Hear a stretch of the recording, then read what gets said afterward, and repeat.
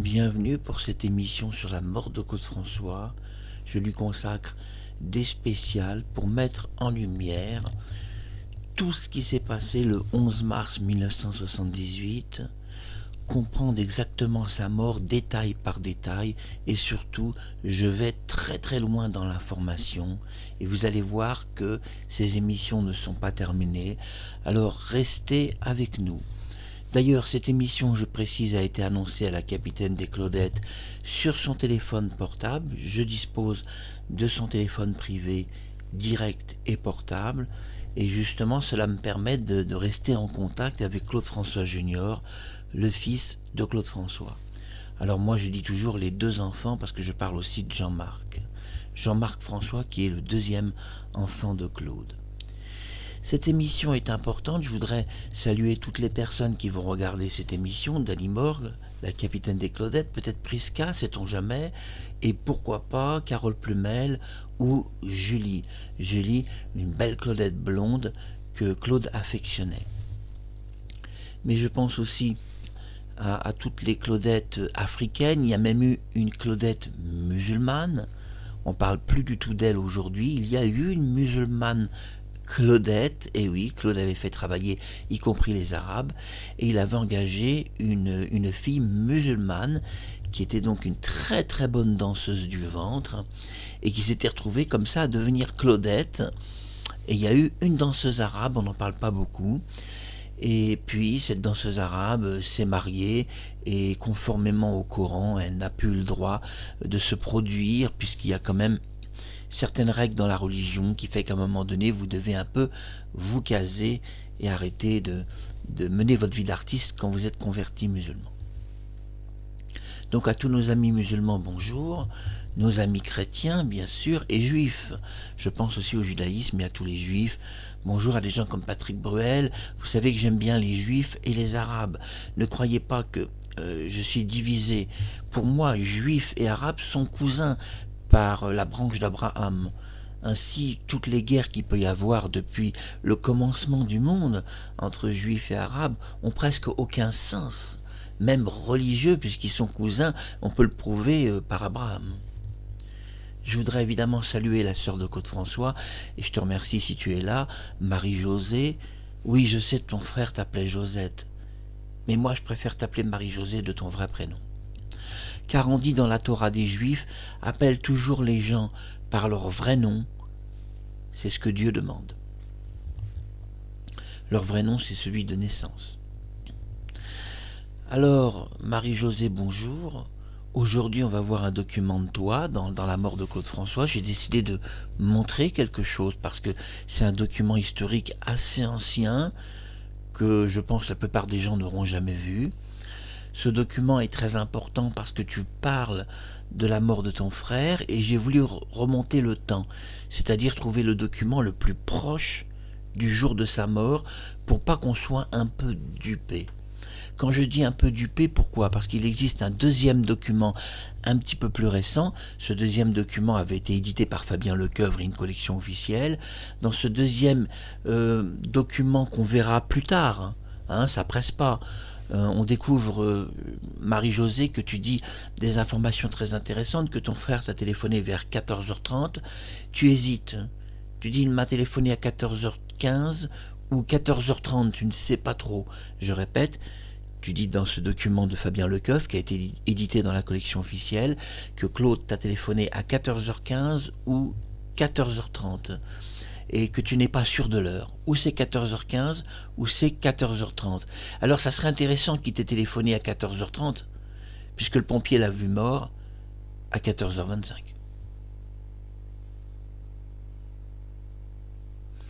Et tout de même, la montre du pompier est très précise.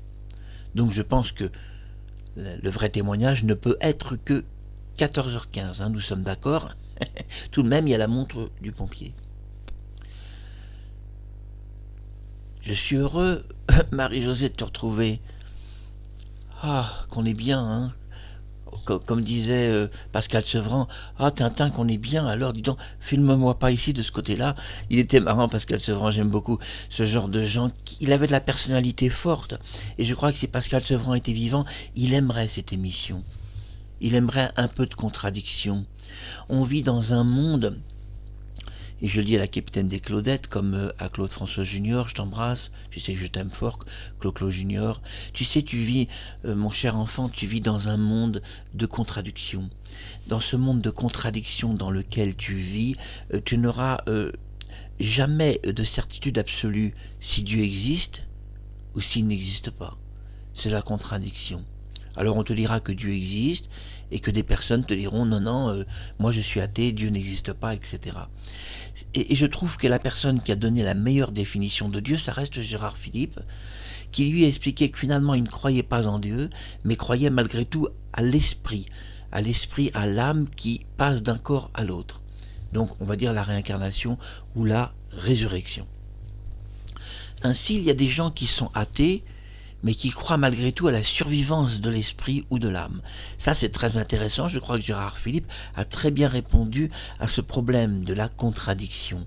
Vous êtes dans un monde de contradictions.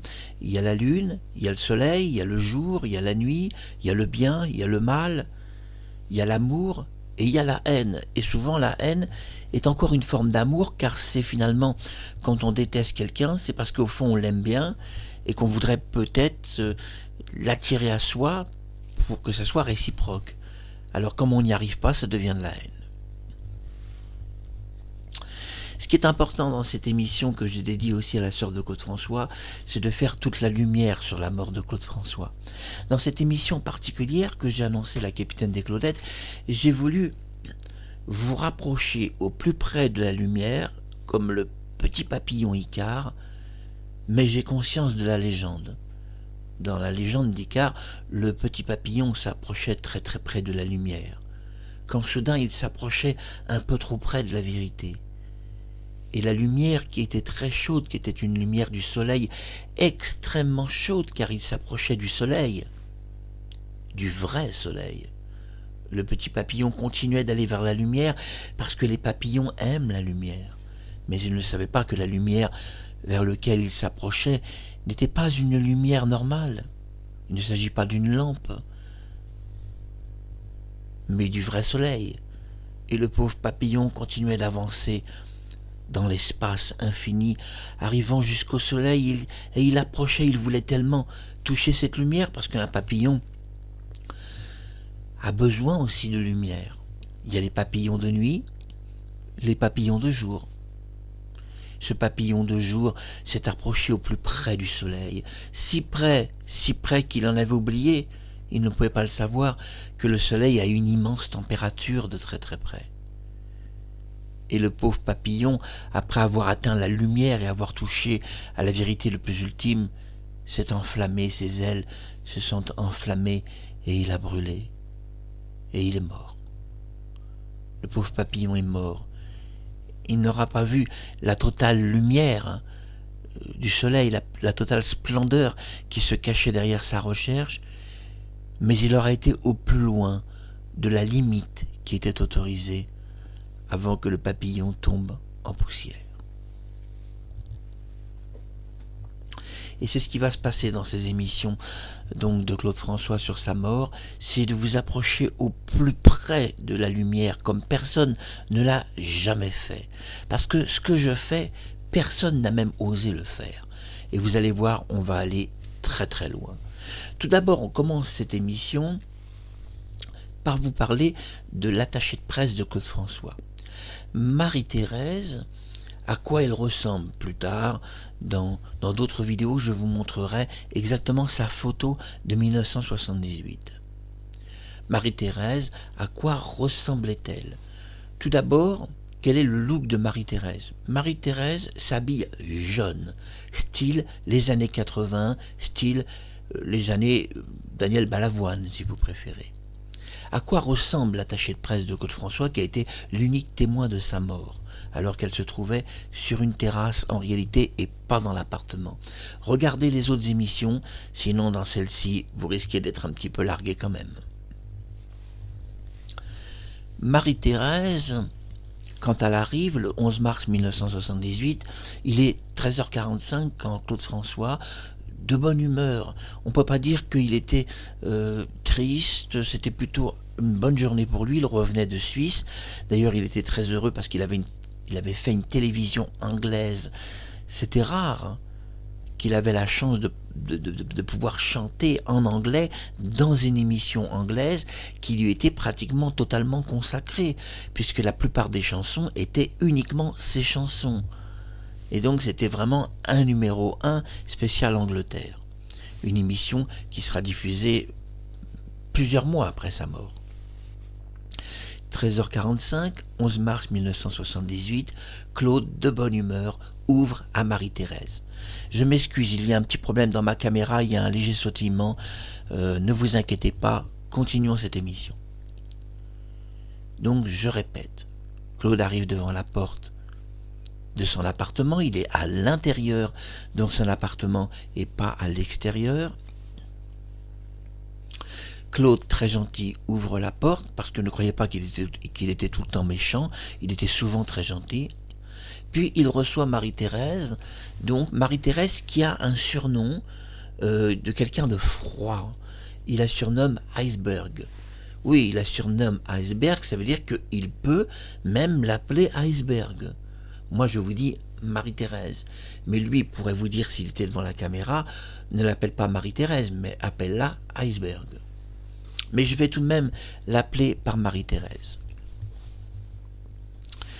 Je vais me décaler un petit peu, voilà. Donc, Marie-Thérèse arrive. Récapitulons et commençons cette émission. Claude lui ouvre la porte. Bonjour Marie-Thérèse, comment vas-tu? Entre. On va s'attarder un petit peu, je vais à la terrasse, donc tu viens avec moi, on va passer par la cuisine. Claude François se rend à la cuisine avec Marie-Thérèse. Il la reçoit plutôt bien.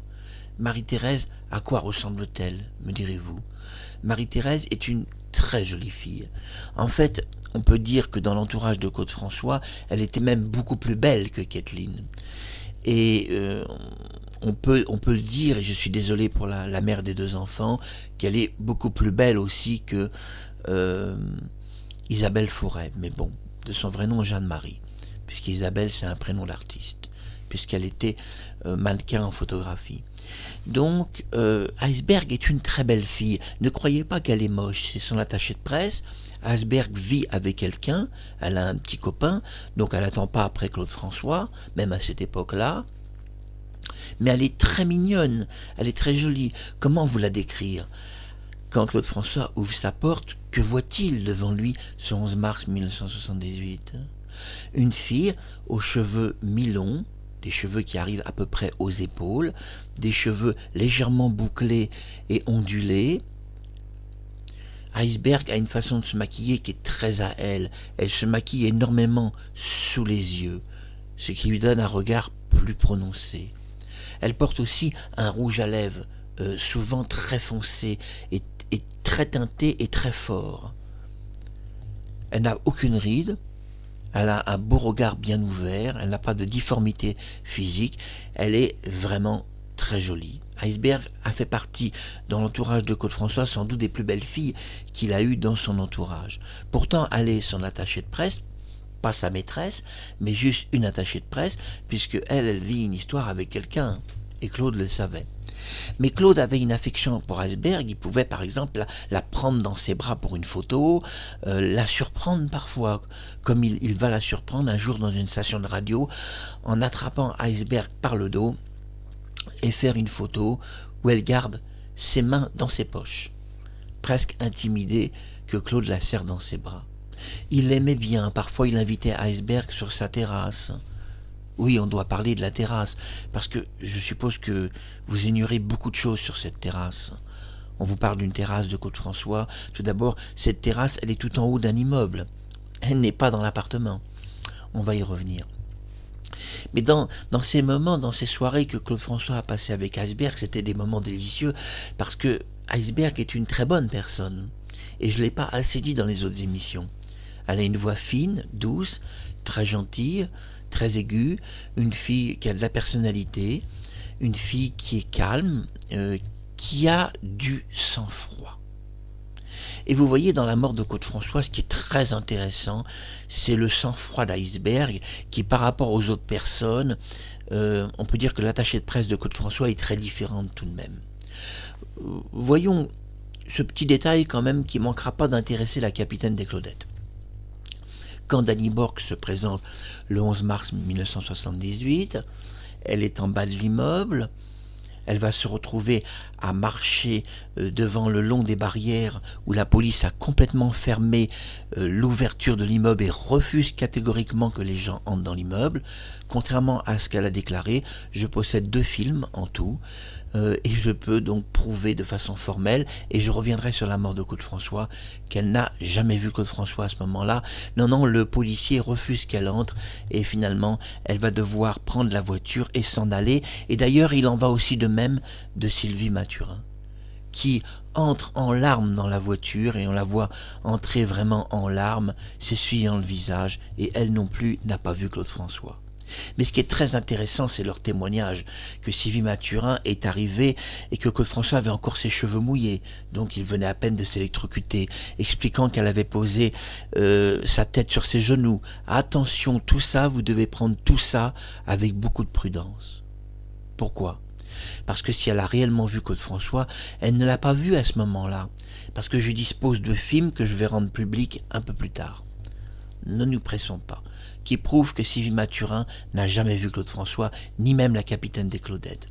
Mais ce film est intéressant parce que malgré tout, si elle ne l'a pas vu et que moi je le sais, et que vous ne pouvez pas le savoir puisque vous n'avez pas vu ce film filmé par FR3 Aquitaine, donc qui était Île-de-France à l'époque aussi, ce qui est intéressant, c'est que je crois que son témoignage est malgré tout vrai. Quand Sylvie Mathurin explique qu'elle est venue immédiatement et qu'elle a vu Claude François mort, et qu'il avait les cheveux encore mouillés, et qu'elle a mis sa tête sur ses genoux, tout ça ne peut être que la vérité. Mais alors, si c'est la vérité, comment expliquer une contre-vérité ? Qu'elle se trouve en bas de l'immeuble et que la police a refusé catégoriquement qu'elle monte dans l'immeuble. Et elle va prendre la voiture avec Dany, et Dany et Sylvie Mathurin s'en vont en voiture. Non, elles n'ont pas vu Claude François, non. Pourtant, je crois au témoignage de Sylvie Mathurin. Il est clair qu'elle a malgré tout à un moment donné vu. Mais alors à quel moment ? Si dans le film, filmé par des journalistes, nous pouvons être certains, de façon catégorique, puisqu'on a un film, qu'elle n'a pas vu Claude François. Elle est en larmes dans une rue, c'est assez d'ailleurs terrifiant de la voir, elle s'essuie le visage, elle est comme détruite complètement, elle rentre dans la voiture.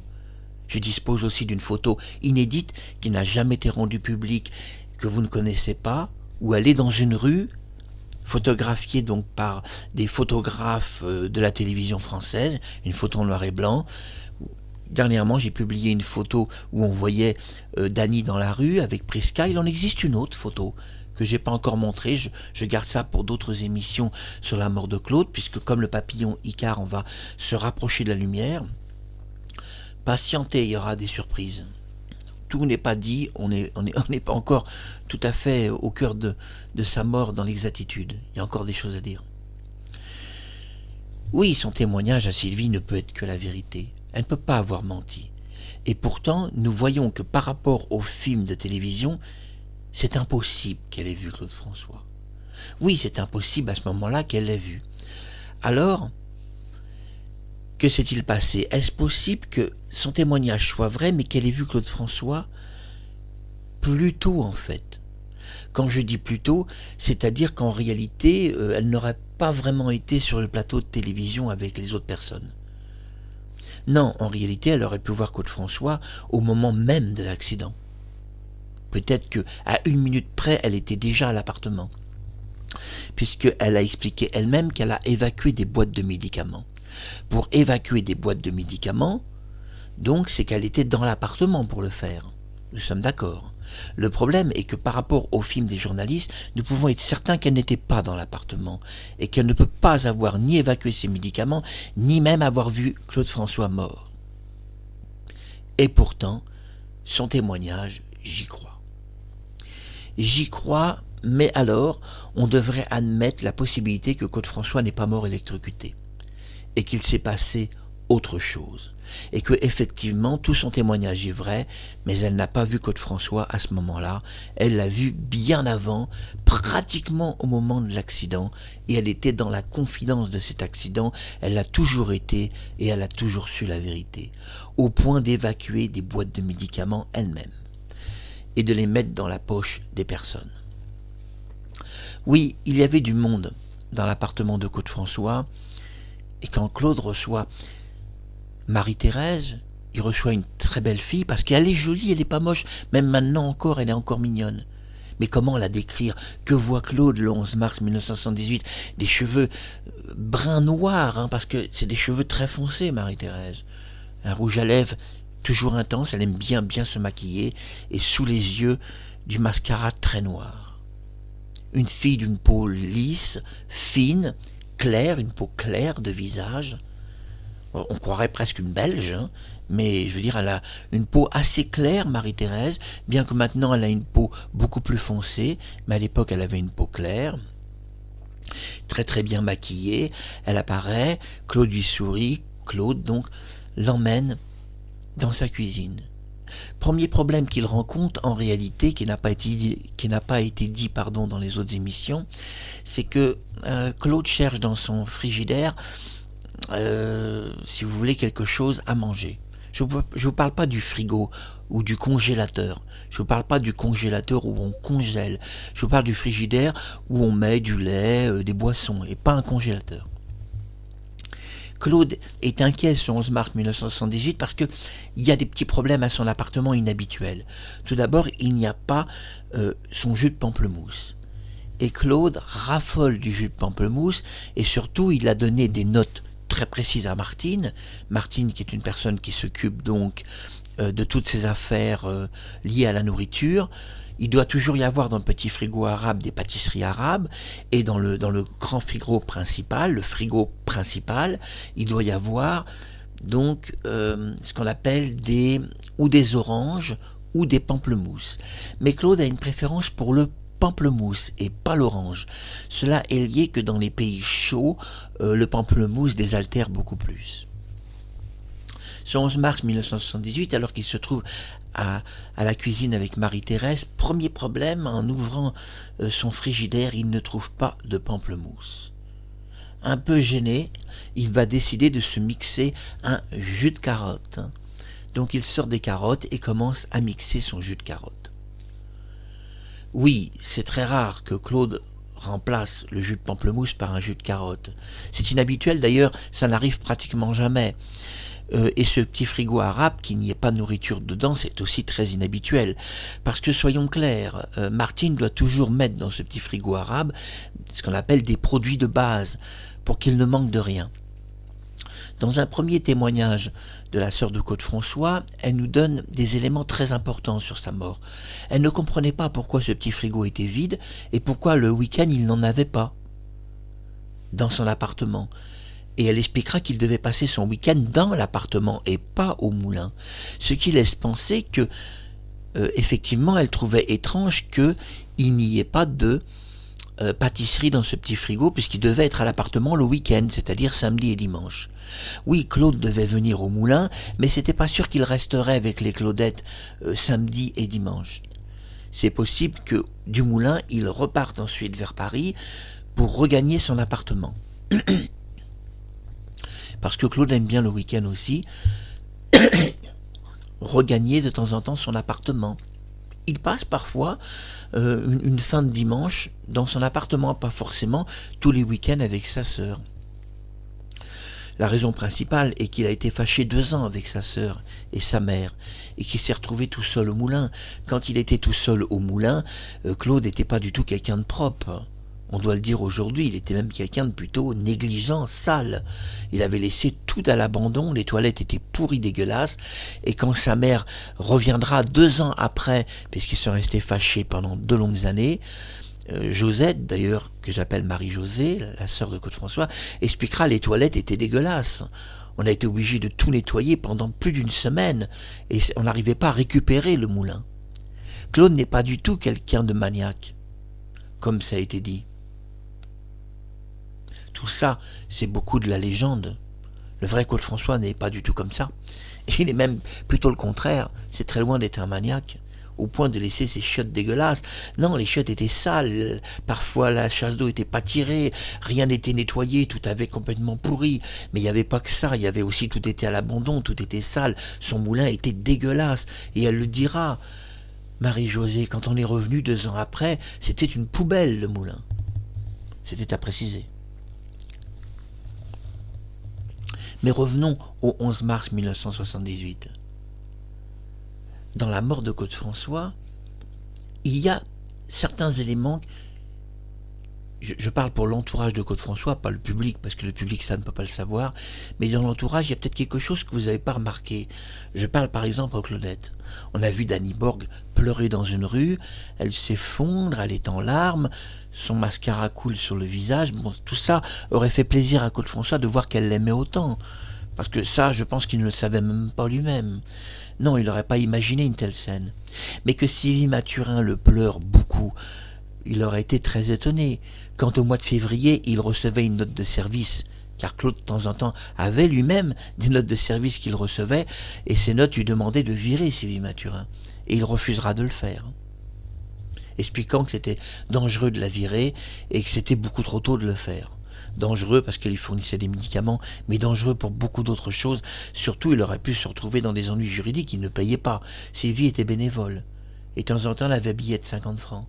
Donc elle aurait pu porter plainte, et il aurait été obligé de la payer. Donc la virer, c'était pas possible. De toute façon, elle n'avait pas de contrat de travail. On ne peut pas virer quelqu'un qui n'a aucun contrat. C'est pareil pour les Claudettes. Quand Claude s'énerve après toi, Dany, tu dois te souvenir qu'il y a eu une petite dispute entre Claude François et toi. Bon, quand il te dit qu'il te vire à un moment donné, tu aurais pu lui répondre. Mais comment veux-tu me virer ? Comment en aurais-tu le pouvoir ? Je te répète que je suis donc sous aucun contrat avec toi, que tu nous donnes de temps en temps un forfait de Claudette, un forfait de Claudette qui comprend 500 francs pour 5 Claudettes. Bon, ça fait 100 francs par Claudette, et avec ça on a du mal à s'en sortir. C'est vrai que les Claudettes ne gagnaient pas l'argent. Claude signait des contrats de 500 francs pour 5 Claudettes, et les Claudettes avaient 3 heures de répétition, plus tout le reste, pour 100 francs. Elle gagnait 100 francs. C'était pas beaucoup 100 francs à l'époque. Donc si tu avais été un petit peu plus avisé, parce que je sais que tu es intelligente, Dany, mais tu aurais pu dire à Claude François quand tu t'es disputé avec lui, je te stoppe tout de suite, mais je te rappelle quand même, je suis ta Claudette, que tu m'emploies et que j'ai aucun contrat avec toi. Donc quand tu dis que tu me vires au nom de quoi ? Je suis ton employé ? Tu m'emploies, il y a une fiche de paye qui tombe, moi je suis ton employé, tu me vires ? Tu aurais pu lui dire ça aurait été 1000 fois plus intelligent. Tu vois ce que je veux dire, Dany ? Non, Claude, si vous voulez, n'a jamais eu en face de lui des gens qui... C'est pas qu'elle ne raisonne pas, Dany, mais qui raisonnent vraiment. Il n'a jamais eu en face de lui ce qu'on appelle son miroir, de personnes qui raisonnent et qui réfléchissent autant qu'ils pouvaient le faire. Et ça, c'est ce qui a manqué dans son entourage, c'est des gens qui aient son niveau de réflexion. Donc je salue Sylvie Mathurin, tu sais que je pense souvent à toi. Et donc oui, je crois que ton témoignage est vrai, mais il est disproportionné par rapport à la vraie histoire, puisque moi j'ai un film qui prouve que tu n'as pas vu Claude François. Alors si tu l'as vu forcément avant. Et si tu l'as vu avant, alors tu as vu une autre mort qu'une électrocution. Toi, tu sais quelque chose d'autre, pour avoir évacué des médicaments, entre autres. Mais oublions tout cet aspect-là. On reviendra plus tard où je vous montrerai des films, où je vous montrerai des documents. On y vient. Comme le papillon Icare, on approche du soleil. Croyez-moi, dans la mort de Claude François, le papillon s'approche de plus en plus près du soleil. Et dans cette émission, je vais essayer de vous approcher le plus près du soleil. Il ne trouve pas de pamplemousse et décide donc, avec Marie-Thérèse, d'aller sur une terrasse. C'est d'ailleurs Claude qui se propose. Il se propose lui, expliquant que c'est une belle journée. On sait qu'il faisait 0 degré, mais oublions cet aspect-là. Bref, il prend son jus de carotte, son caviar, il va sur la terrasse. Je voulais préciser un petit détail la dernière fois qui n'a pas été précisé. La terrasse de Claude François est une terrasse qui est fermée. Tout le monde n'y a pas accès. Tout le monde n'a pas d'accès sur cette terrasse. Elle est fermée, elle est sécurisée. Pour se rendre sur cette terrasse, on a besoin d'environ 1 minute à pied. Et 1 minute pour revenir. Ça fait 2 minutes. Oui, vous allez me dire, mais pourquoi? Eh bien, parce que la montre est importante dans la mort de Claude François. 2 minutes, c'est tout de même 2 minutes. Et là, la moindre minute a de l'importance pour clarifier sa mort. On est d'accord. Donc, pour aller de l'appartement de Claude François sur sa terrasse, on a besoin en fait d'1 minute. En plus, si la terrasse est fermée, Claude doit prendre ses clés. Donc 1 minute. 1 minute pour aller et 1 minute pour redescendre. Ça fait 2 minutes. Ces 2 minutes, la dernière fois, on ne les a pas ajoutées dans le chronomètre. Je vous conseille de voir les autres émissions, sinon vous n'allez rien comprendre à celle-ci. On a dit 2 minutes. Oui, 1 minute pour aller sur la terrasse, 1 minute pour revenir tout de même. Et forcé de constater que certaines petites choses ne vont pas. Oui, il y a quand même un petit problème et on va en parler. Quand Claude va sur sa terrasse, il a une manie. Il a un tic. C'est un tic, c'est une manie, c'est même obsessionnel. Quand il arrive sur sa terrasse, il a fait donc monter sur sa terrasse un système d'eau. Et donc il arrose ses plantes. Il y a beaucoup de plantes sur la terrasse, des plantes d'été, des plantes d'hiver. Et donc forcément, s'il s'est retrouvé sur sa terrasse avec Marie-Thérèse, et je m'adresse à Marie-Thérèse, forcément Claude, à un moment donné, a dû arroser ses plantes. Parce que c'est obsessionnel, il le fait à chaque fois. S'il ne l'a pas fait, alors c'est peut-être que l'histoire n'est pas vraie, et qu'il n'a jamais été sur cette terrasse. Parce que ça, forcément il l'aurait fait. Il ne peut pas se passer quand il voit une plante de l'arroser. Mais bon, et précisons qu'il venait de se lever, il était à peine réveillé. Avait-il un trousseau de clés à la main? Bref, il part de son appartement jusqu'à sa terrasse. On serait étonné qu'il mange du caviar et s'allonge et ne s'occupe pas de ses plantes. Lui qui aime ses plantes et qui ne pourrait pas accepter que ces plantes comme ça ne soient pas arrosées sur une terrasse. Oui, enfin, il vient de se réveiller, il est sur une terrasse, c'est étonnant qu'il ne s'occupe pas de ses plantes. Lui qui ne ferait jamais ça dans la réalité. Dès qu'il verrait une plante, « Oh, je viens de me réveiller, attends Marie-Thérèse, on parlera après, je viens de me réveiller, je sors de mon lit, je vous fais une reconstitution. Oh là là, mes plantes ne sont pas arrosées et tout. Écoute, on va prendre quelques minutes, je vais arroser mes plantes, pendant ce temps-là on parle. » Voilà, j'arrose mes plantes, Marie-Thérèse, on parle. Au fait, tout est prêt pour la télévision de Michel Drucker, on parle. Voilà, j'arrose un peu là, j'arrose là. Voilà, maintenant que j'ai arrosé mes plantes, je peux manger mon caviar et boire mon jus de carotte. Bien qu'un jus de carotte avec le caviar, c'est pas gagné pour le faire passer. C'est vraiment sombrement dégueulasse. Mais bon, admettons, il n'avait pas de jus de pamplemousse, il a pris un jus de carotte. Dans la mort de Claude François, ce qui est très intéressant, dans cette émission où on est déjà à 33 minutes, cette émission donc qui est importante, qui est un peu longue d'ailleurs, plus longue que les autres,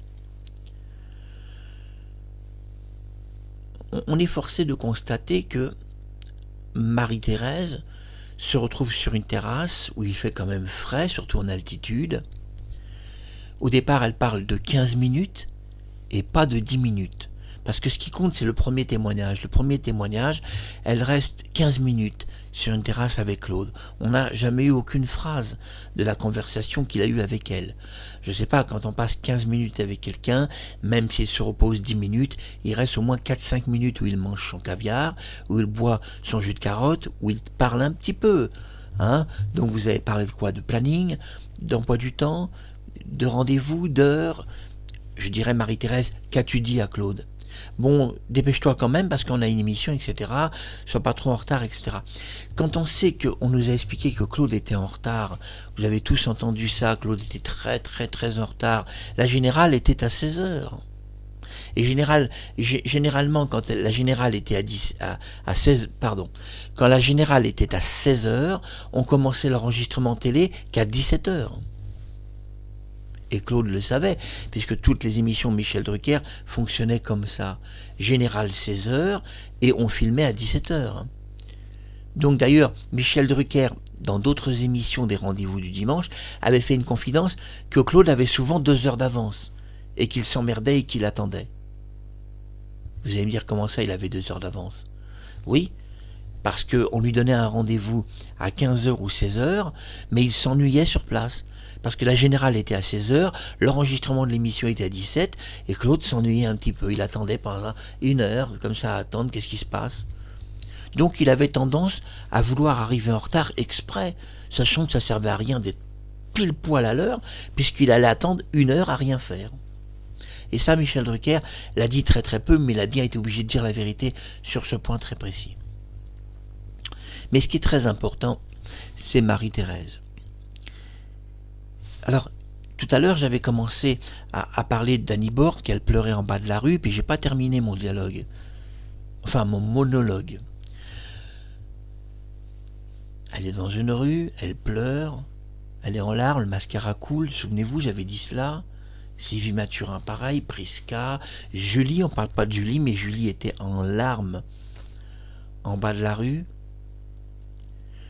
Tout d'abord, on est un petit peu étonné, il y a un léger problème dans la mort de Claude François, un problème qui me semble un petit peu de masse, un petit peu de taille, et je vous en parle parce que c'était important.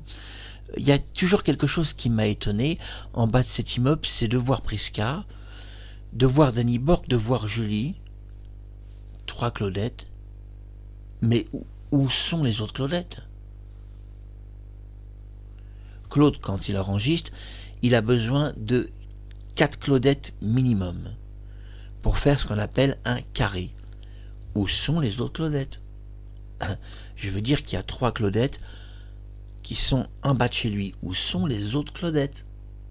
Parce que là, on a 3 Claudettes. Julie, on a Annie Borg et Carole. Non, Annie Borg, Julie, pardon, et Prisca, je me trompe.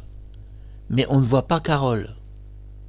Carole, c'est vrai, à un moment donné, n'était pas sous contrat avec Claude. Il avait cessé sa cessation avec elle. Elle avait été remplacée. Il y avait une dispute. Enfin bref, vous savez, entre les filles, elles se disputent. Donc oublions Carole.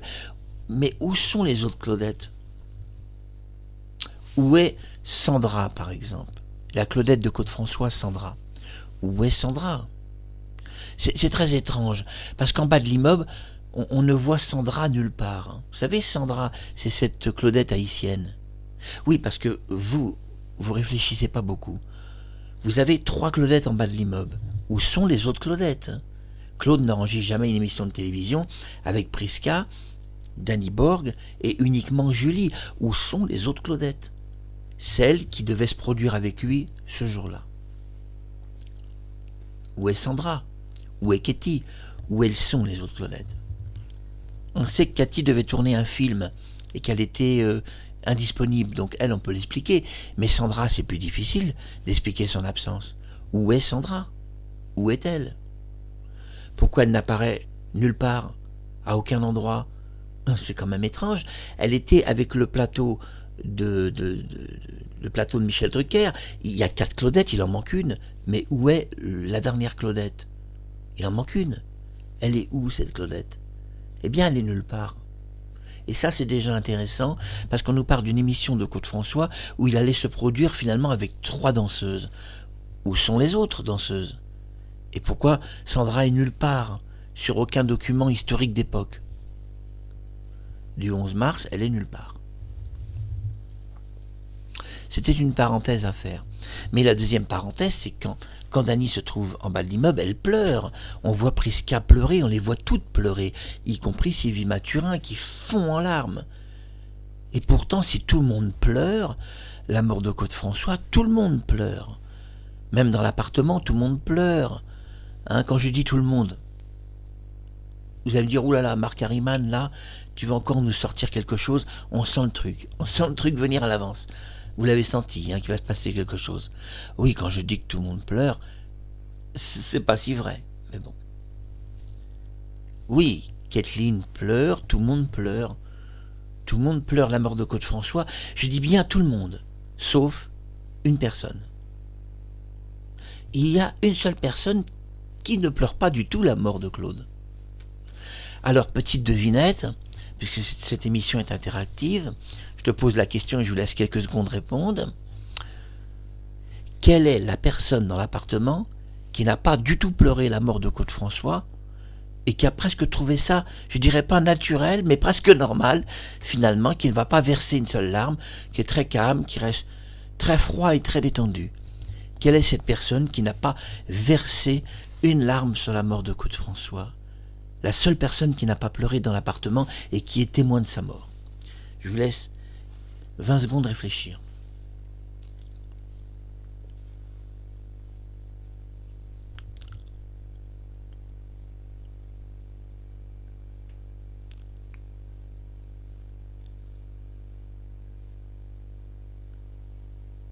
Vous avez trouvé? Bon, j'ai voulu mettre un peu d'interactivité. Je vous laisse encore quelques secondes réfléchir. Des fois, j'ai du mal un peu à parler parce qu'il fait très frais ici, il fait froid, et je chauffe pas. Vous avez une idée? Je vous laisse quelques secondes réfléchir. Non? Quelle est la personne qui n'a pas du tout pleuré dans l'appartement de Claude, qui était pourtant témoin de sa mort et qui n'a pas versé une larme? Quelqu'un a une idée? Non. Non, bien sûr. Eh bien, c'est l'unique témoin de la mort de Claude François, Marie-Thérèse. Marie-Thérèse qui est le témoin unique de sa mort et qui a fait tous les témoignages de sa mort, y compris le témoignage de Kathleen, est la seule personne dans l'appartement qui n'a pas pleuré du tout la mort de Claude François. Vous avez toutes pleuré, que ce soit Dany, Prisca, Sylvie Mathurin, vous avez tous fondu en larmes, mais il y a une personne qui est restée de marbre, c'est Marie-Thérèse. Marie-Thérèse, surnommée par Claude François Iceberg, le glaçon. Et le moins qu'on puisse dire, c'est qu'elle a un sang-froid extraordinaire. Parce que imaginez, toutes les personnes étaient en larmes, absolument toutes, sauf une personne qui ne versait pas une larme, mais qui était tout à fait... On va pas dire qu'elle était tout à fait bien dans sa tête, mais du moins elle semblait tout à fait normale. C'est Marie-Thérèse, elle n'a pas versé une larme, tout à fait stoïque face à la situation. Et c'est très intéressant que la seule personne qui ne pleurait pas était l'attachée de presse de Claude François, et comme par hasard, c'est elle qui a effectué tous les témoignages sur sa mort. Rien de plus parfait finalement que cet attaché de presse qui ne verse pas une larme, qui a un sang-froid extraordinaire et qui effectue la totalité des témoignages sur sa mort. Rien de plus parfait. Je veux dire qu'on ne peut pas faire plus parfait sans la critiquer parce que je la respecte beaucoup, parce que quand même, la seule personne qui ne pleure pas dans cet appartement, vous êtes tous fondus en larmes, il y en a une, c'est Marie-Thérèse. Alors, nous allons voir ça en détail. Tout d'abord, dans cette émission, nous allons commencer par entendre un témoignage donc de la sœur de Claude François. Écoutez cela, je baisse un petit peu ici le retour de son. Je baisse le retour de son, j'ai un retour de son pour éviter le larcène avec le micro. Écoutons donc la sœur de Claude François, ce qu'elle a à nous dire. Et là, on me dit, justement, je voulais vous prévenir de ne pas partir tout de suite au moulin, parce que Claude a glissé dans sa baignoire et il s'est fait mal, donc je pense qu'il faudrait que vous attendiez un petit peu. Ah, je dis, ah bon, mais je l'ai eu à l'instant au téléphone, c'est pas possible. Mais oui, non, mais c'est pas grave, vous inquiétez pas, on vous rappellera. Il y a eu un autre coup de fil, je décroche, et là, c'était une voix de femme qui pleurait et qui disait... et qui me disait, dis-moi que c'est pas vrai, ce quand j'entends à la radio, Josette, dis-moi que c'est pas vrai. Et là, j'ai dit, la radio, mais j'ai allumé le poste qui était branché sur Europe numéro 1, et là, j'ai entendu cette voix impersonnelle qui annonçait la mort de mon frère. Et au même moment, le téléphone ressonne, et là, c'était l'attaché de presse qui m'appelait dans l'appartement de Claude pour me dire, que c'était fini, que tout était fini. Qu'on avait tout fait et qu'il n'y avait plus rien à faire.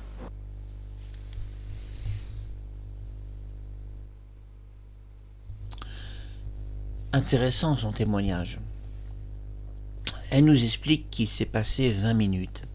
C'est ce qu'elle pense. À peine 20 minutes. Ça pourrait être plus court, mais elle nous donne un temps de 20 minutes.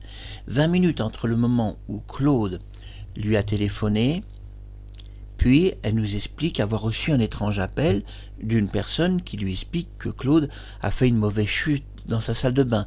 Ici, dans ce témoignage, qui est un ancien témoignage qui date, elle ne donne pas tous les détails. Il s'agit d'une grosse bosse sur la tête. Il y a plein de choses que je vous dirai plus tard. Mais on a donc son témoignage. Elle a effectivement reçu un appel d'une personne totalement inconnue. Puis Josette, donc c'est le prénom que vous connaissez, moi je vais dire Marie-Josée, la sœur de Claude-François, puis elle écoute la radio, parce qu'elle reçoit un autre appel d'une personne qui lui dit écouter la radio, Claude est mort, etc. Bon bref, passons les détails. Puis on entend un autre coup de téléphone qui doit nous interpeller, c'est celui de Marie-Thérèse.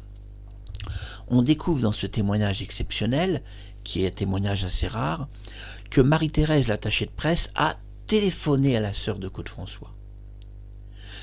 Ce témoignage va un peu contredire une autre version de la sœur de Claude-François qui explique que quand elle est arrivée à l'appartement, elle était étonnée que Claude soit mort électrocuté, alors que on lui avait dit que c'était une mauvaise chute dans une salle de bain. Donc, première question, pourquoi est-elle étonnée ? Pourquoi est-elle étonnée en arrivant à l'appartement que Claude se soit électrocuté? Elle est étonnée d'apprendre ça à l'appartement, expliquait-elle, mais en réalité, dans ce témoignage que nous venons d'entendre, c'est pas exactement ce qu'elle nous dit. Elle n'a pas appris que Claude s'est électrocuté quand elle est arrivée à l'appartement, mais au téléphone. Marie-Thérèse lui téléphone. Ce qui est très intéressant, c'est le laps de temps entre le moment où Marie-Thérèse lui téléphone et le moment où est mort Claude-François. Récapitulons. Il s'est écoulé 20 minutes. Elle nous l'explique. Dans ces 20 minutes, on doit retirer 10 minutes. Vous allez me dire, mais pourquoi ? Eh bien parce que nous venons d'entendre son témoignage qui est clair. Marie-Thérèse a téléphoné de l'appartement directement chez elle, lui expliquant que tout avait été tenté, qu'on ne pouvait pas sauver Claude. Donc, si tout a été tenté, c'est que le pompier était déjà là. Le pompier était déjà là. Vous voyez où je veux en venir. Et ce premier témoin qui nous dit que c'est pas très grave, une voix totalement inconnue de femme, pose un vrai problème, car ce témoignage arrive environ à peine 2 minutes avant le coup de téléphone de Marie-Thérèse. Il s'écoule que 2 minutes.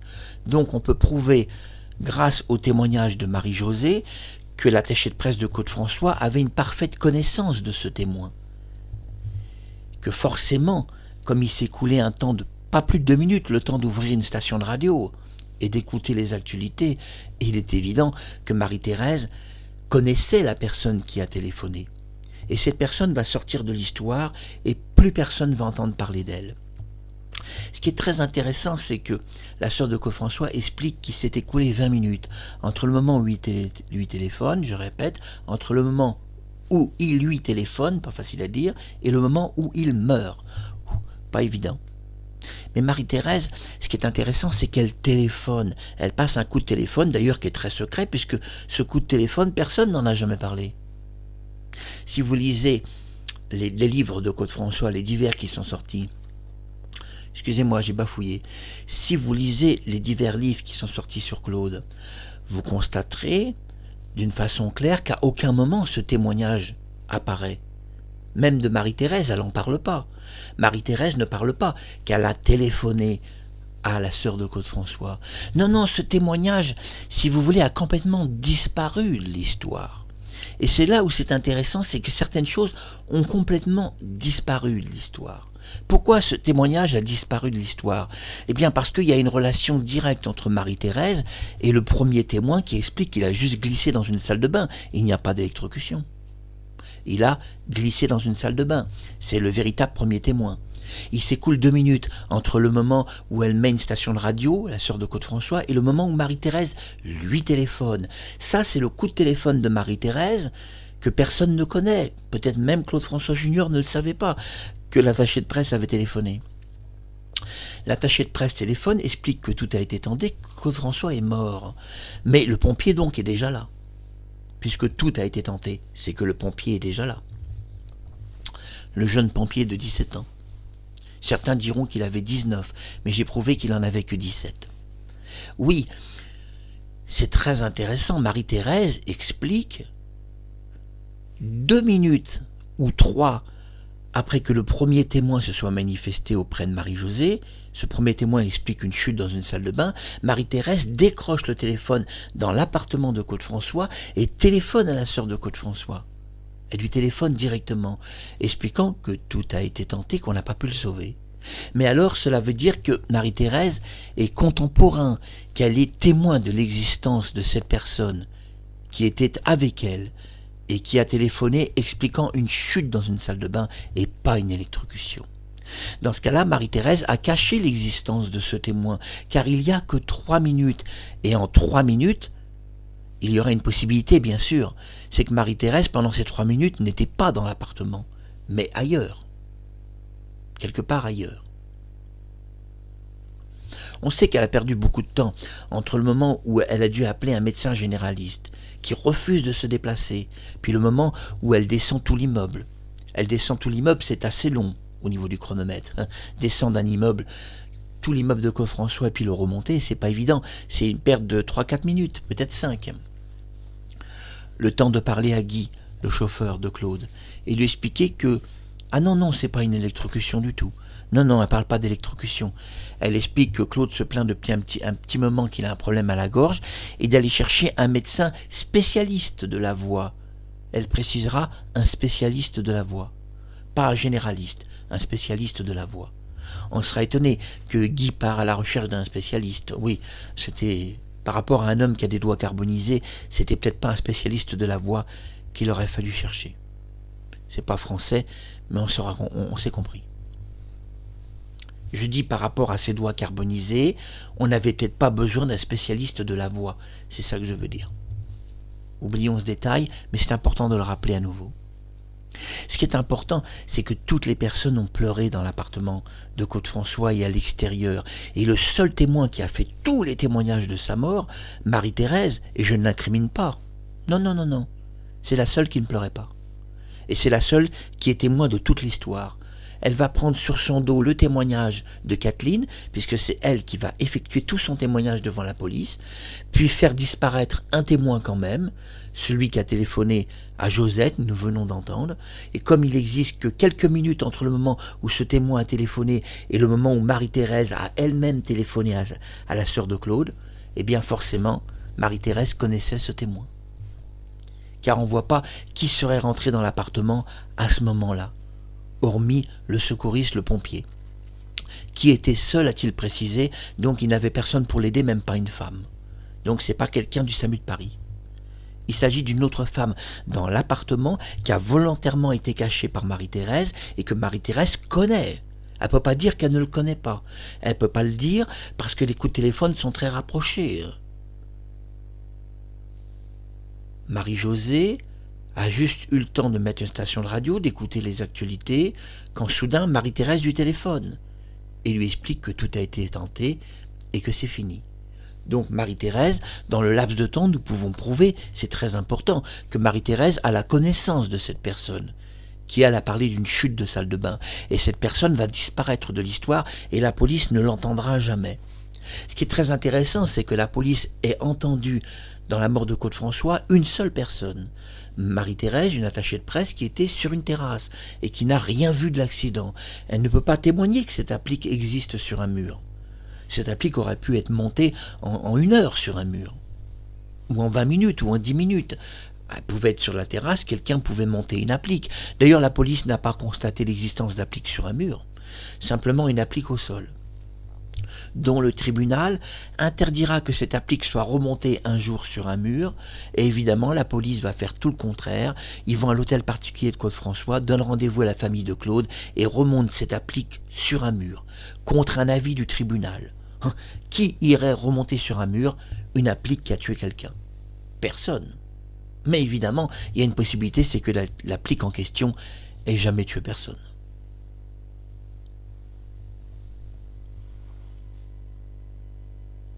Il a existé dans la salle de bain de Claude-François 2 rapports d'électrocution. Vous ne connaissez pas les 2 rapports d'électrocution. Dans le premier rapport d'électrocution qui a été annulé par la police avait retiré la douche. Claude François a une douche, donc avec une tige en or, que vous comprenez.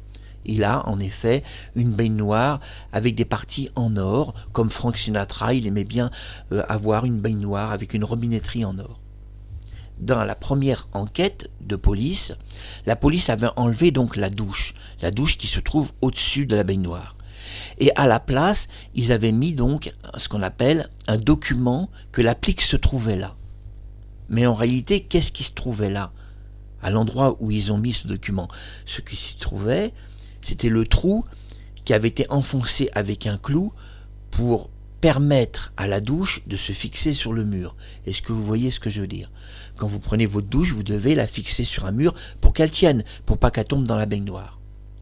Ainsi, la police avait démonté, et écoutez bien l'histoire de fou, avait démonté la douche, puis avait fait un trou qui était un trou qui existait déjà, puisque c'était le trou qui permettait de fixer la pince qui retient la douche.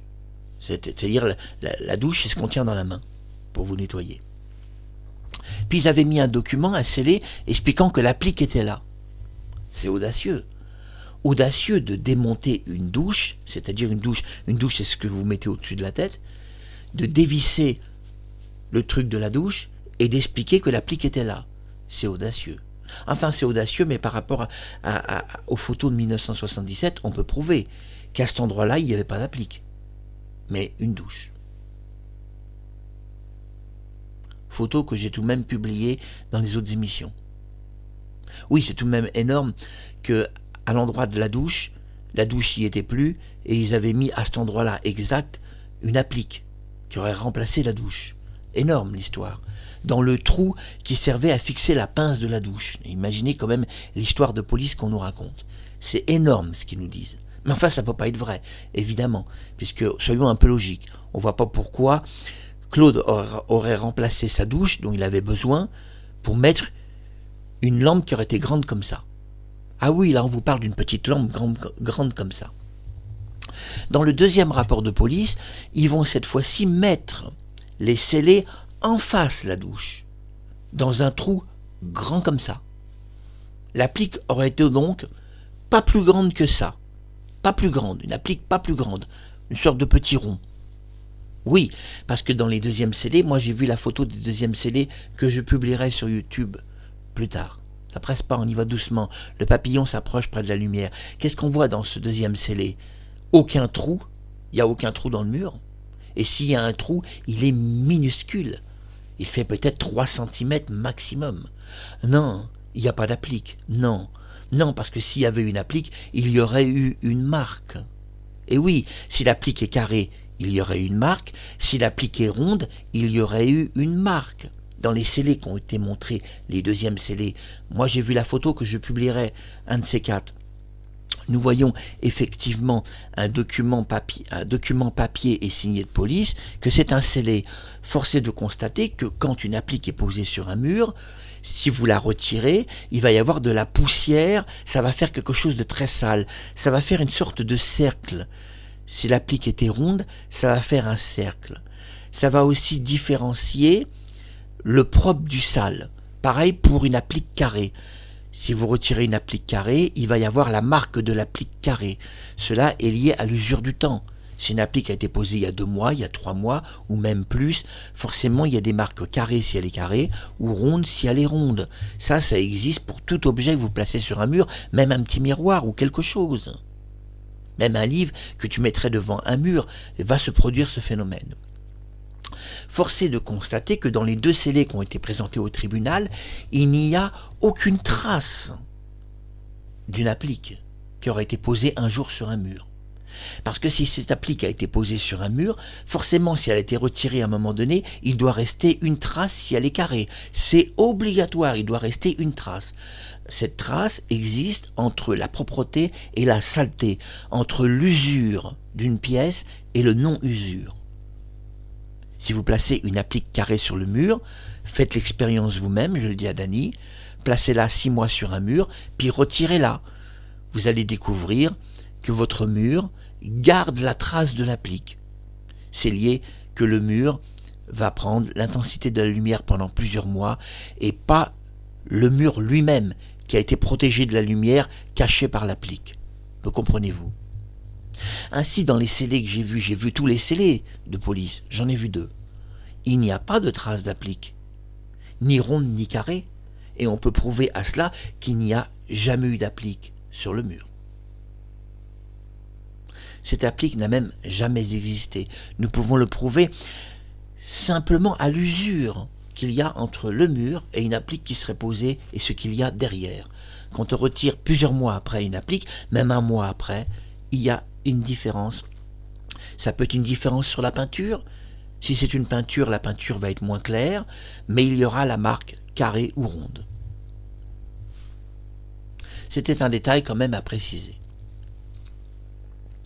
Mais maintenant, dans cette émission, qui a commencé il y a 1 heure, on continue encore un peu, l'important est de comprendre comment est cet appartement de Côte-François. Parce que, évidemment, quand Marie-Thérèse arrive, elle connaît bien l'appartement, la sœur de Côte-François connaît bien son appartement, Claude a des manies, vous allez voir, c'est très très particulier son ambiance.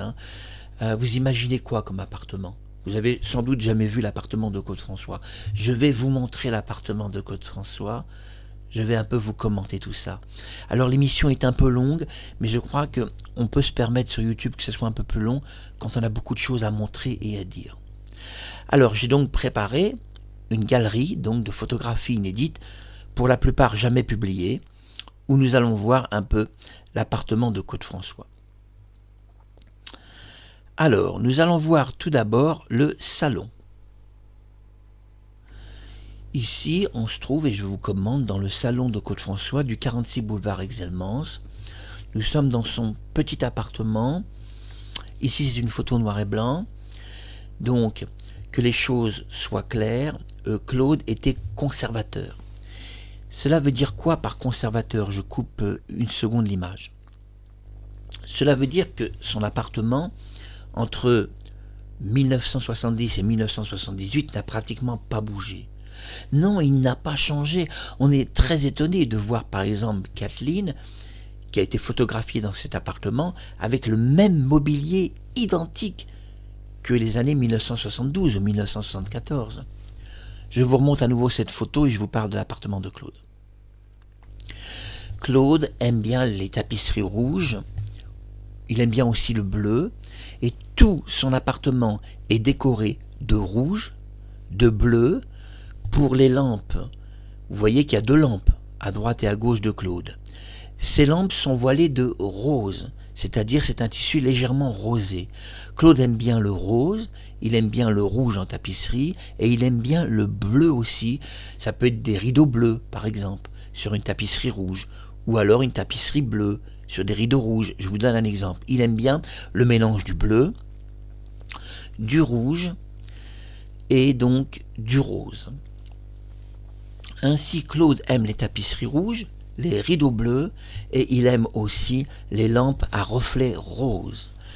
Mais il aime aussi les meubles acajou, et il se trouve devant des meubles acajou. Il y en a un qu'on voit très très bien, une table. Oui, il va dans les antiquaires, cherche les antiquaires, les meilleurs meubles qu'il trouve, et il avait décoré son appartement de meubles acajou. Ici, nous sommes dans le salon de Claude François. Ce salon est très très important puisque Marie-Thérèse expliquera de ce salon avoir entendu en boucle Alexandrie, Alexandra. Il a passé plusieurs fois en boucle. Elle était énervée, très énervée car le son était très fort. Et il l'a passé plusieurs fois en boucle. Elle explique qu'il n'arrêtait pas de passer cette chanson en boucle. Il est très important de dire que la chanson fait 4 minutes 30, Marie-Thérèse, et que par rapport au témoignage de Josette, nous avons vu que c'était 20 minutes seulement, entre le moment où il lui téléphone et le moment où il meurt. Mais nous devons, Marie-Thérèse, retirer 10 minutes. Et oui, 10 minutes où il a été allongé sur son lit de mort, c'est ton témoignage, ma belle. Et avec moi, la montre est précise. Si la police est plus cool au sujet du chrono, moi je suis un petit peu moins cool que la police, j'aime que le chronomètre soit précis. Il s'est donc écoulé en réalité que 10 minutes entre le moment où Claude est au téléphone avec sa sœur et le moment où il est dans le coma et allongé sur son lit de mort. 10 minutes pour écouter en boucle un disque d'Alexandrie Alexandra dont chaque boucle fait 4 minutes 30, avoir une longue conversation de mariage dans une salle de bain, répondre à 10 appels téléphoniques, Rémi Grimbach, Michel Drucker, Danny Borg, Sylvie Mathurin et tant d'autres personnes, et lui-même téléphoner 3 appels à son coiffeur, à son administrateur, etc., etc. Enfin, tout ça n'entre pas en 10 minutes, surtout que pour écouler l'eau d'une salle de bain, on a besoin de 7 minutes, et que Kathleen est très précise, il a écoulé tout l'eau de sa baignoire avant qu'elle lui donne une serviette. Elle explique qu'elle lui a donné une serviette. Je dirais que c'est pas si vrai non plus, car Claude François, en face de lui, avait mis une boîte avec un distributeur de serviettes.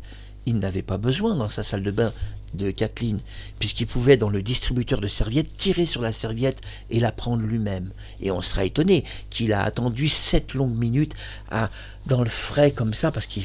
Oui, 7 minutes à attendre au mois de mars. Comme ça, même si l'appartement était bien chauffé, 7 minutes à attendre, avant de prendre une serviette. Il est possible alors que dans le porte-serviette, il n'y avait plus de serviette, et que Kathleen ait dû aller chercher une serviette, et lui ramener une serviette, et donc lui donner dans la main une serviette. Mais on sera étonné que cette applique, il n'ait pas utilisé la serviette. Dans les premiers CD de justice, c'est très important de dire qu'ils sont très peu connus, la douche, donc, avait été complètement démontée et on nous disait que l'applique était là. Dans le deuxième scellé, l'applique ne se trouve plus là, mais cette fois-ci en face. Juste en dessous, il y a le porte-serviette où il suffit de tirer dessus pour avoir une serviette. Alors on sera étonné que, puisque l'applique est juste là, et d'ailleurs dans le scellé de justice elle est très très haut, pour avoir accès à cette applique, Claude est obligé de monter sur sa salle de bain. Et ça, dans le témoignage de Kathleen, elle ne l'explique pas. Elle explique que Claude, elle lui donne donc une serviette, qu'il a vu l'applique bouger toute seule et qu'il l'a redressée. Mais comment aurait-il redressé une applique? Pour redresser cette applique par rapport au dossier de justice que j'ai vu, l'applique est haut perché. Il est obligé de monter sur sa salle de bain. Et une fois qu'il a monté sur sa salle de bain, alors il peut peut-être en effet, sur sa salle de bain, il peut peut-être en effet redresser cette applique. Mais de toute façon, il pouvait s'en dégager très facilement, puisque le porte-serviette était alors juste à portée de sa main. Il avait juste à tirer une serviette qui était immédiatement sous sa main, et à prendre l'applique et l'arracher avec la serviette. Et des serviettes, il n'y en avait pas qu'une. Il y en avait plusieurs tout de même. Ainsi, on voit que l'histoire de l'électrocution est complètement bidon. Il n'y a rien qui est réel, même là on peut le prouver, qu'il pouvait se dégager très facilement de cette électrocution. D'autre part, puisqu'il était debout sur le rebord de sa salle de bain, pour se dégager d'une électrocution comme ça, c'est très simple. Il suffit de relâcher son corps vers l'arrière et de glisser dans une salle de bain, tomber. Dans ce cas-là, on comprendrait mieux le coup de téléphone que Claude a glissé dans sa salle de bain. En fait, il n'aurait pas glissé, il serait tombé à la renverse dans la salle de bain. Simplement, il aurait mis tout le poids de son corps vers l'arrière pour se dégager, il serait tombé, alors là, le témoignage passerait. Enfin, si toute cette histoire était vraie, mais on a vu qu'en 10 minutes, le problème est que le scénario ne rentre pas. Nine Marie-Thérèse, qui elle raconte un scénario qui est très long, il a passé en boucle Alexandrie Alexandra plusieurs fois, de nombreuses fois, elle était agacée, elle explique qu'il n'arrêtait pas de passer cette chanson en boucle. Mais merde, elle fait 4 minutes 30 la chanson. Soyons un peu réaliste par rapport au coup de téléphone de Marie-Thérèse qu'elle passe à Marie-Josée, ça rentre pas. Le témoignage de Marie-Thérèse ne rentre pas. Le témoignage de Kathleen non plus. Elle explique qu'elle a eu une longue conversation de mariage, qu'il rêvait d'avoir 7 enfants avec elle. C'est presque aberrant une histoire comme ça. Comment voulez-vous qu'un homme de 40 ans, il ait 7 enfants avec elle? Quand il explique à Jacques Harvey 3 jours plus tôt qu'il n'est pas avec Kathleen, qu'ils ne sont même pas ensemble. C'est aberrant cette histoire. Continuons de voir tout cela. Ici, nous sommes toujours dans l'appartement du 46 boulevard Exelmans. Nous nous trouvons donc dans un mobilier, comme je vous ai expliqué, très acajou, Claude adore l'acajou. Et là, il écrit avec une plume. Vous serez sans doute étonné de le voir écrire avec une plume. Oui, il aime écrire avec une plume. On se trouve en face du salon. Vous avez vu tout à l'heure le salon. On se trouve en face du salon. Je vous remonte le salon. Voilà le salon.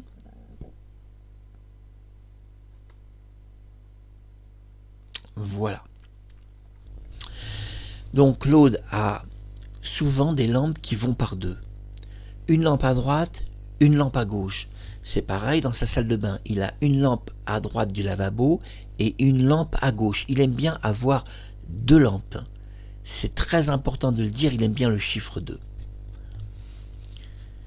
Dans les photos qu'il avait fait dans sa salle de bain en 1977, on peut prouver par rapport à l'angle de lumière que la lumière provient d'un angle qui n'est pas du tout celui d'une applique au-dessus du bain. On peut prouver l'angle par rapport à l'angle de la lumière. Et d'ailleurs, je vous parlerai de l'angle de la lumière un peu plus tard dans une future émission. Vous voyez un peu l'univers de Claude.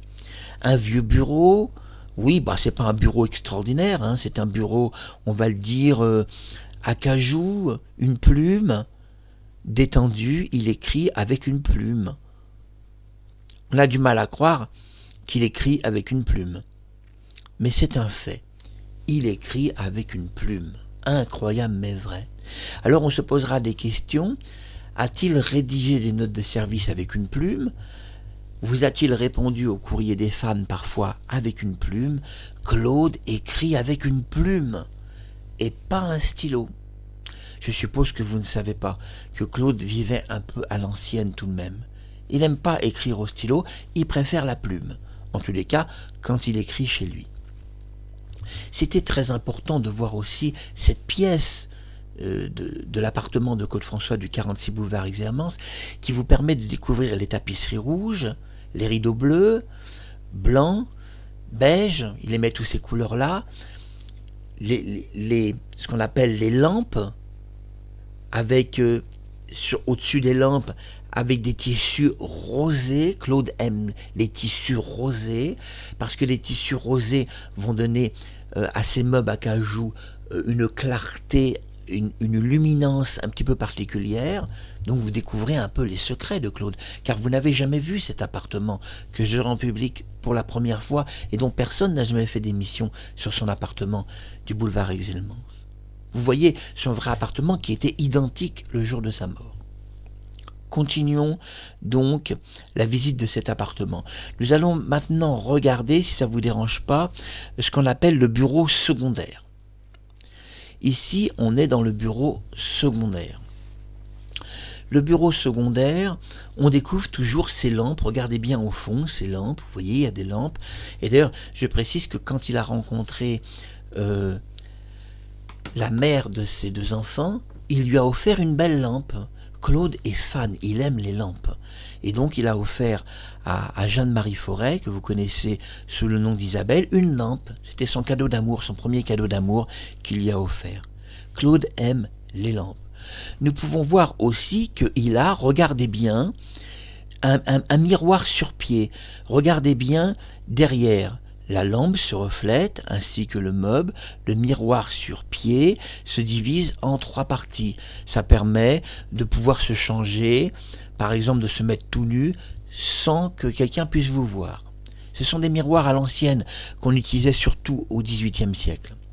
On découvre donc un fauteuil. Claude aime bien les cuirs authentiques, il s'agit d'un vrai cuir. On découvre tapis oriental. Claude est un oriental, il aime les tapis. Il a un tapis sur le sol, un tapis de prière aussi, ça peut servir à la prière. Et nous découvrons un autre canapé, regardez bien à l'avant-plan, ça c'est le canapé central.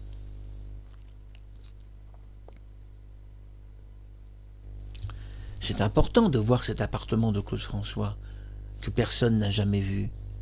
Parce que vous n'avez jamais vu cet appartement. Tout le monde vous parle que le 11 mars, Claude était dans son appartement, personne ne connaît le mobilier, personne ne sait la tapisserie de quelle couleur elle est, personne ne sait que Claude utilisait des lampes qui ressemblaient à celle-ci, regardez. Voilà. Attendez. Voilà, sauf qu'elle n'était pas bleue, mais rosée. Voilà. Moi aussi, j'ai des lampes comme ça un peu partout qui traînent. Oui, des lampes avec les contours rosés, pas bleus. Le tissu rosé, pour donner de la beauté à ces meubles à cajou, puisqu'il est grand admirateur des meubles à cajou. Quand on dit que Claude avait un appartement de grand luxe, on voit que c'est pas si vrai. On a vu donc le salon, on a vu le bureau, on a vu le bureau intermédiaire. Maintenant, on va voir le canapé. Là, ici, on est sur le canapé vu sous un autre angle. Regardez bien, vu sous l'autre angle, on peut voir des rideaux. Voilà, et on voit aussi des rideaux blancs qui cachent donc les ouvertures de fenêtres. Parfois, Claude pouvait utiliser ce genre de rideau pour cacher une ouverture de porte même, ou cacher une autre pièce. Il pouvait le faire, dans ses tournées notamment. Que découvre-t-on? On découvre une table ronde, on découvre en face du canapé un fauteuil en velours, très beau, on découvre un tapis au sol, une moquette. Voilà, vous avez un petit peu déjà l'idée donc de l'appartement de Claude-François. Ce qui est très important, c'est que Claude a une moquette sur le sol. C'est-à-dire une moquette qui ressemblait d'ailleurs un peu à une tapisserie, et certaines personnes lui avaient fait une remarque. Mais Claude, c'est une moquette qu'il y a sur le sol ou c'est une tapisserie que tu as mis? On croirait, on pouvait croire à cette époque, parlons français, on pouvait croire à cette époque que quand quelqu'un entrait dans cet appartement, on avait le sentiment de voir une tapisserie sur le sol. Alors, parfois il recevait cette remarque, mais Claude, c'est une moquette que tu as mis ou c'est une tapisserie? Parce que Claude avait mis des tapisseries sur ses murs. Il aimait la tapisserie rouge. Alors vous allez me dire, mais comment sait-on que c'est des photos de son appartement? C'est peut-être le moulin. Non, le moulin n'est pas du tout comme ça. Le moulin a une autre décoration qui n'a rien à voir. Là, nous sommes uniquement dans son appartement du 46 boulevard Exelmans, qui était identique le jour de sa mort. Et c'est pour ça que j'ai choisi les mêmes photos. J'ai choisi les mêmes photos pour garder l'authenticité exacte de son appartement à la date du 11 mars. On continue cette exploration car je vous fais découvrir l'appartement de Claude-François que vous n'avez jamais vu et personne n'a jamais fait une visite guidée de son appartement. C'est la première vidéo qui vous le propose. Même sa sœur n'a pas fait ça. On serait étonné, Josette, que tu n'as jamais eu cette idée. On serait étonné que Fabien Lecoeuvre l'ait jamais fait, ou même Claude-François Junior. C'est à croire que finalement vous voulez nous cacher quelque chose. C'est à croire finalement que vous ne voulez pas établir la lumière comme le papillon Icare qui s'approche près du soleil. Cette émission est bientôt terminée. Il y en aura d'autres, bien sûr, sur Claude-François, mais on revient et on termine celle-ci. On va continuer la visite guidée. On a vu donc le canapé principal, et là nous voyons sur ce canapé donc, cette fois-ci en cuir, que Claude est assis, il lit un livre. Oui, il lit un livre parce que Claude a une bibliothèque dans cet appartement, une très jolie bibliothèque, mais avant nous allons voir la télévision de Claude-François dans cet appartement. Ici nous sommes dans l'appartement donc du boulevard Exelmans, toujours. Nous voyons qu'il a une télévision, regardez bien, elle est sous une table. Et oui, c'est très précis, Claude a une télévision qu'il met sous sa table. Mais alors pourquoi met-il une télévision sous cette table à cajou? C'est affreux, vous allez me dire. Eh bien, je vais vous dire, c'est peut-être affreux qu'une télévision soit sous une table, mais ça serait bien pire, disait Claude, si la télévision était sur la table.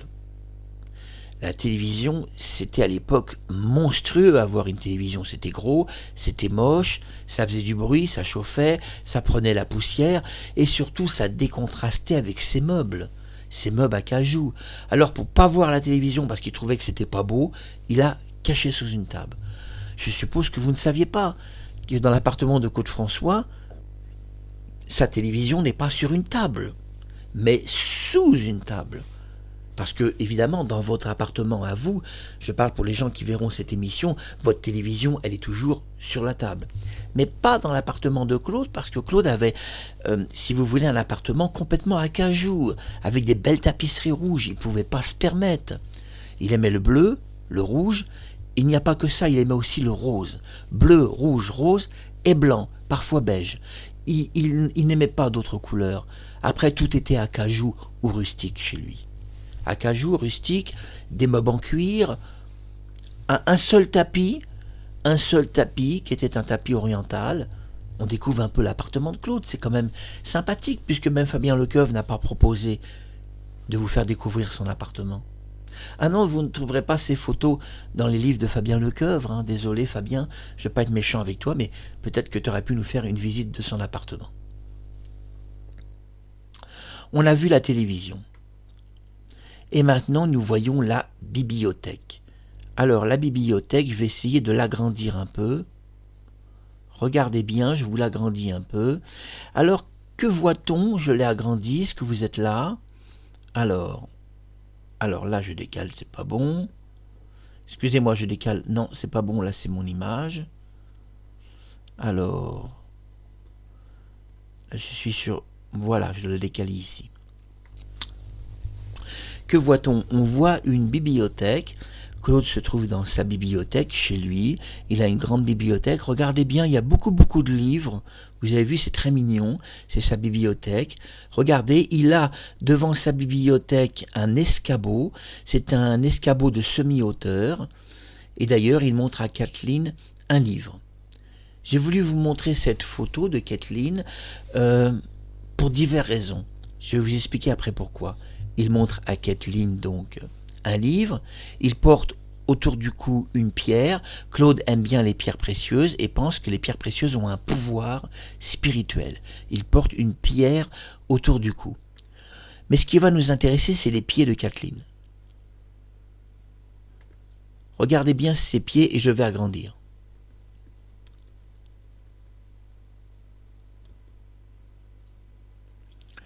Voilà, vous voyez bien ses pieds. Et oui, elle porte des petites sandales. Elle porte des petites sandales et elle ne porte pas des sabots de bois. Nous sommes bien d'accord. Et non, elle ne porte pas de sabots de bois du tout, elle porte des petites sandales. Alors vous allez me dire, très bien, elle porte des petites sandales. Le jour de la mort de Claude François, elle portait une paire de sabots de bois. On ignore que Claude était assez méticuleux, on ne va pas dire maniaque, mais méticuleux. Il y a des choses qu'il n'aimait pas. C'est des talons trop pointus, parce que ça abîmait sa moquette. Donc Claude acceptait certains types de chaussures chez lui, parce que par rapport à sa moquette, on ne devait pas abîmer sa moquette. Ainsi, il y a des formes de talons très pointus qu'il n'aimait pas. Et Kathleen savait que Claude n'aimait pas les talons pointus et une paire de sabots de bois. Contrairement à ce que vous pensez, quand le jour de la mort de Claude François, on annonce qu'il existe une histoire de sabots de bois, les paires de sabots de bois n'étaient pas dans l'appartement de Claude François, mais dans son moulin. Effectivement, il avait acheté 2 paires de sabots de bois, une pour lui-même et une pour Kathleen. Mais il avait bien expliqué que les paires de sabots de bois, c'était pour le moulin, c'était pour marcher dans la campagne. Et donc il avait laissé cette paire de sabots de bois au moulin. Les 2 paires se trouvaient au moulin. On est donc alors forcément un peu étonné que le jour de sa mort, une paire de sabots de bois se retrouve dans son appartement. Oui, on est étonné parce que... Pourquoi on est étonné? Parce que Claude n'aime pas que sur son sol, c'est-à-dire sa moquette, on marche avec des chaussures qui ne sont pas tout à fait conformes. Si vous voulez... à la protection de son sol. Moquette, sol, vous avez compris le problème. Donc on a vu dans cette photo que Kathleen porte des sandales, des sandalettes. D'ailleurs, l'épaisseur de la chaussure est, on va dire, grande de 3 cm ou 4. Oui, ce genre de chaussure est accepté chez Claude François. Elle peut marcher avec ça. Nous voyons dans toutes les photos qu'elle a prises à Paris, je ne vous parle pas au Moulin, mais à Paris, j'ai examiné l'intégralité des photos publiées, il en existe d'autres. Dans l'intégralité des photos publiées, nous voyons une chose, elle ne porte jamais de sabots de bois en ville. En ville, c'est vrai que Paris est une grande ville, elle ne marcherait pas dans la rue avec une paire de sabots de bois. Dans l'appartement de Claude François, si on dort dans son appartement, on ne marche pas avec des sabots de bois, il donne des chaussons. Claude porte des chaussons en forme de cuir, des très beaux chaussons noirs et marrons. Donc, Quand Kathleen est à Paris, elle prend des chaussures de ville. Hein? Vous me comprenez? Et puis une paire de sabots de bois à 0 degré, c'est plutôt frais en plein Paris. Imaginez-vous vous balader dans une rue avec une paire de sabots de bois à 0 degré. Vous allez avoir les pieds qui gèlent. Surtout, on peut voir dans toutes les photos de Kathleen, je dis bien toutes, qu'elle ne porte jamais de sabots de bois à Paris. Jamais, parce que la ville est trop grande.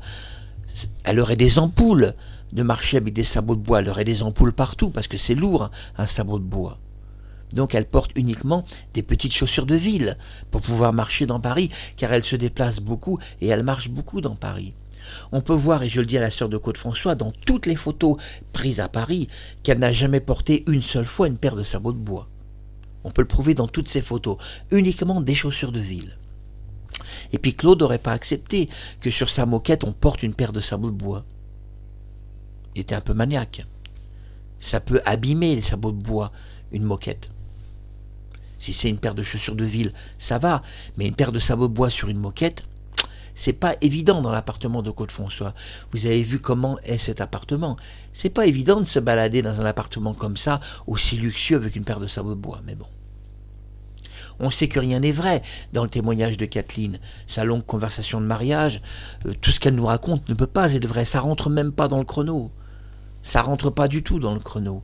On vient de le voir avec le document de la sœur de Claude-François, qui a expliqué 20 minutes, elle donne un temps précis, un très vieux document très ancien, 20 minutes, et il y a 10 minutes où il était allongé sur son lit de mort, et nous savons qu'il s'est écoulé 3 minutes entre le moment où elle ouvre la station de radio et le moment où Marie-Thérèse lui téléphone. Donc, on sait qu'il n'y a eu que 10 minutes en réalité.